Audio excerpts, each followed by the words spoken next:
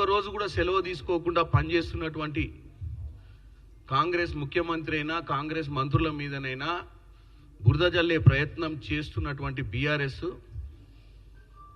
అలాగే వాళ్ళకు అప్పుడప్పుడు వంత పాడుతూ వస్తున్నటువంటి బీజేపీలు. ఈరోజు నేను ఆ అంశాల మీదకి బోదలుచుకోలేదు. నిన్నటిదాకా ఈరోజు పొద్దున కూడా కొన్ని ప్రెస్ మీట్లు జరుగుంటాయి, వాళ్ళు కూడా విమర్శిస్తారు. నిన్న కూడా నల్గొండకి వెళ్ళిపోయి నల్గొండలో కూడా ఏదో కేటీఆర్ గారు ప్రయత్నం చేసిర్రు, ఇప్పుడున్న ప్రభుత్వంపై బురద జల్లే ప్రయత్నం చేసిర్రు, రైతులకు ఏదో మెసేజ్ ఇద్దామని పోయారు. కానీ రైతులు ఎవరు అక్కడ పట్టించుకున్నటువంటి పరిస్థితి లేదు. ముఖ్యంగా నేను ఒక పార్లమెంట్ సభ్యునిగా ఈరోజు ఈ ప్రెస్ మీట్ పెట్టడానికి కారణం బడ్జెట్ సమావేశాలు. ఎల్లుండి 31వ తారీఖు నాడు పార్లమెంట్ సమావేశాలు స్టార్ట్ అవుతున్నాయి.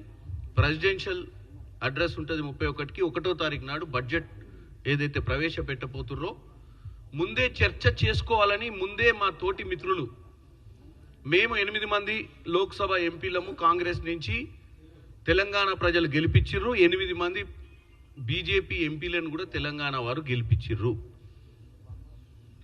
నేను ముఖ్యమైన నాయకులు, అందులో బండి సంజయ్ గారైనా కిషన్ రెడ్డి గారైనా లక్ష్మణ్ గారైనా ఈ మధ్యకాలంలో లాస్ట్ వారం రోజులలో వార్తలలో వాడిగా చర్చ జరిగింది, మీరు చూసిర్రు.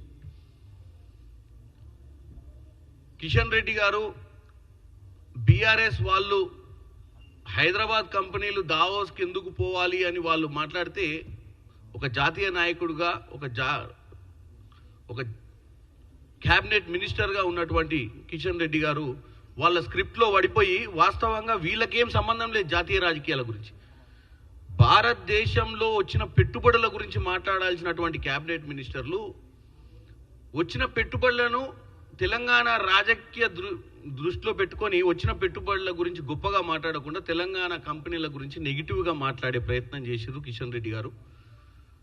ఇక బండి సంజయ్ గారు పోతే బండి సంజయ్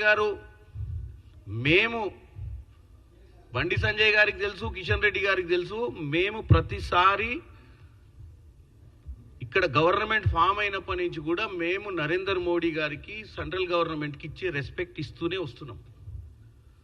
మా ముఖ్యమంత్రి అటు ఆదిలాబాద్లో కూడా రాష్ట్ర ప్రయోజనాల నిత్య రాష్ట్రమే ముఖ్యం, రాష్ట్ర ప్రజలే ముఖ్యం, రాజకీయాలు ముఖ్యం కాదని పెద్దన్న పాత్ర పోషించాలని ప్రజల ముందు ఓపెన్గా, మీరు మాకు పెద్దన్న లాంటి వాళ్ళు, మనం ఫెడరల్ స్ట్రక్చర్లో ఉన్నాము, మీరు కంపల్సరీ మా స్టేట్ మీద కూడా గుజరాత్ మీద ఎలాగైతే మీరు గుజరాత్ మోడల్ చేయడానికి ప్రయత్నం చేసిర్రో, గుజరాత్ మోడల్గా మీరు ఏదైతే ప్రతి దగ్గర పోయి ప్రచారం చేస్తారో, తెలంగాణను కూడా ఇదే భారతదేశంలో మీరు ప్రధానమంత్రిగా తెలంగాణకు కూడా అంతే ఇంపార్టెన్స్ ఇవ్వాలని రిక్వెస్ట్ చేసుకున్నటువంటి పరిస్థితి కూడా తెలంగాణ ప్రజలు గమనించారు. రాజకీయాలు చేసుకోవడం తప్పు లేదు. ఒక్కసారి నేను ఈరోజు తెలంగాణ ప్రజలకు ఒకటే చెప్తున్నాం, మనం తెచ్చుకున్న తెలంగాణ 10 ఏళ్ళు దాటినా మన కష్టాలు ఎందుకు నెరవేర్తలేవు. అధికారంలో ఉన్న బీజేపీ ఇది 3వసారి అధికారంలోకి వచ్చింది. గత 10 సంవత్సరాల నుంచి మనకు ప్రతి బడ్జెట్లో కూడా మనకు ఎంత న్యాయం జరిగిందో మీరు చూసిర్రు. ఈరోజు మీరు కేంద్రంలో కాంగ్రెస్కి బీజేపీకి సగంగా అటు 8 మంది వాళ్ళను 8 మంది మమ్మల్ని గెలిపించి ఈరోజు మీరు పార్లమెంటుకు పంపించింది దేనికోసము అనేది మాట్లాడుకుందాం. ఈరోజు మా మీద చాలా బాధ్యత ఉంది.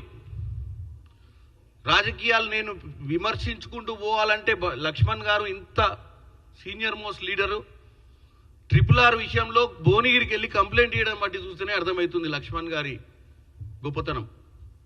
లక్ష్మణ్ గారికి ఒక సీనియర్ లీడరు, రాజ్యసభ ఎంపీగా ఉండి 2017 నుంచి 2021 లోపు అన్ని అగ్రిమెంట్లు కంప్లీట్ అయిపోయిన RRR road, northern part of RRR అక్వయిషన్ కానీ ఏది కానీ ఈ మధ్యకాలంలో దాని అక్వయిషన్ అన్నీ అయ్యేటప్పుడు గవర్నమెంట్లో ఉన్నటువంటి బీజేపీ, ఇక్కడ గవర్నమెంట్లో ఉన్న బీఆర్ఎస్ పార్టీ అలైన్మెంట్ గురించి పట్టించుకోకుండా అలైన్మెంట్ని ఫైనల్ చేసినాక ఈ అలైన్మెంట్ అనేది ఈరోజు వాస్తవంగా మార్చడానికి ఛాన్సే లేదని తెలిసినటువంటి వ్యక్తి లక్ష్మణ్ గారు. ఎందుకంటే అందుకంటే సీనియరు, సెంట్రల్ గవర్నమెంట్లో క్రియాశీలకంగా ఉండు.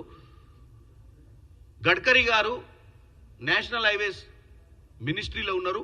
అది సాధ్యమా అసాధ్యమా అని తెలియకుండా కేవలం ప్రజలను రెచ్చగొట్టే ప్రయత్నం చేసుకుంటూ కాంగ్రెస్ పార్టీ అలైన్మెంట్ మీద చిత్తశుద్ధి లేదని చెప్పే ప్రయత్నం చేయడంలోనే వారికి అర్థమవుతుంది.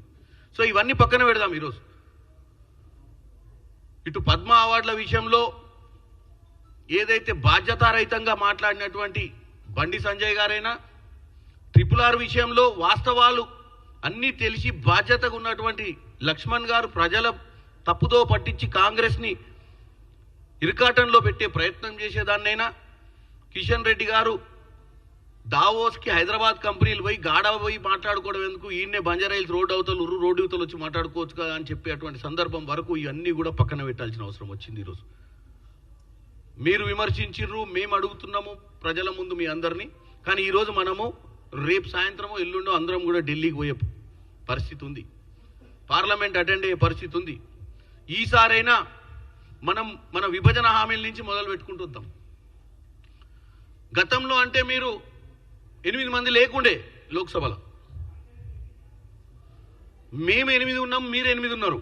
ఇద్దరికి సగం సగం బాధ్యత ఉంది. ఈరోజు తెలంగాణ ప్రజలు మన మీద పెట్టి పంపించారు పార్లమెంట్కి.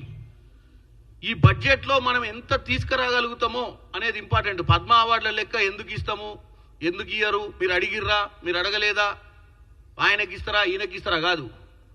మనం ఎన్ని తీసుకొచ్చినాము, అది పద్మ అవార్డులైనా రేపు తెలంగాణకు రావాల్సిన నిధులైనా ఎన్ని తీసుకొచ్చినాం అనేదే లెక్కలకు వస్తుంది. నువ్వు అడగలేదు నేను అడిగినా, నేను అడగలేదు నువ్వు అడగలేదని కాదు. ముఖ్యమంత్రి రేవంత్ రెడ్డి గారు ఎన్ని దఫాలుగా ఢిల్లీకి పోయిన విషయాన్ని బీఆర్ఎస్ పార్టీ కేటీఆర్ గారిని అడిగితే చెప్తాడు, వ్యంగ్యంగా చెప్తాడు. ఆయన గొప్పగా చెప్పాడు అన్నిసార్లు ఢిల్లీకి పోయిండు అని. అన్నిసార్లు ఢిల్లీకి ఎందుకు పోయిండో బీజేపీ నాయకులకైతే గ్యారంటీ తెలుసు. ప్రతిసారి అక్కడ క్యాబినెట్ మినిస్టర్లను రేవంత్ రెడ్డి గారు కలిసి రాష్ట్ర పరిస్థితులను వివరించుకుంటూ, రాష్ట్రంలో ఏం కావాలి రాష్ట్రానికి,